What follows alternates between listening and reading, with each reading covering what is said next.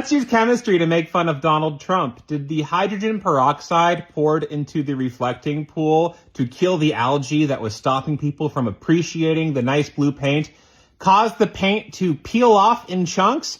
Yeah, probably. Can they fix it without draining the pool? No, probably not. So this is hydrogen peroxide, H2O2. And the reason why it is stored in a container that doesn't let light in is because when UV from the sun hits that bond between the two O's, this happens.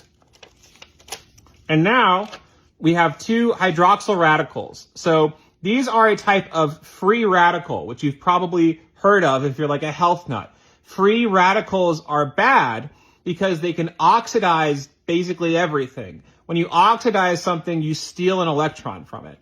So the hydrogen peroxide breaks down into this, and then it steals an electron from something, and eventually you end up with water and oxygen, which are harmless. But in this intermediary step, these things are not harmless at all. So they could steal an electron from something, and maybe they steal an electron from an algae cell, and that kills the algae, right? But maybe they steal an electron from the polymer that's binding the paint to the side of the reflecting pool. And if you look at the pictures from after they dumped the hydrogen peroxide in, there's like a blue border, almost like a picture frame around a smaller rectangle of green.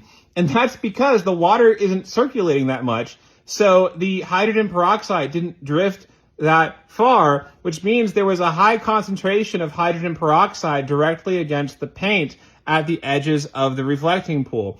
I actually looked this up. I found an engineering forum thread from over a decade ago where someone was like, I took hydrogen peroxide and put it on top of paint, and then I used a UV light and it stripped the paint. Is this viable? And someone replied like, well, the problem is you can't really transport these things. They're not stable. So in order for this to work, you'd have to create them right next to the paint that you wanted to strip. And one way to do that is to pour a bunch of hydrogen peroxide.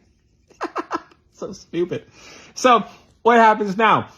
Well, famously, paint doesn't really cure well underwater. That might have something to do with this. It wouldn't surprise me if they rushed this and didn't let the paint fully cure, which made it more vulnerable to these little guys. So they can't repaint it while it's underwater. They'd have to drain it again.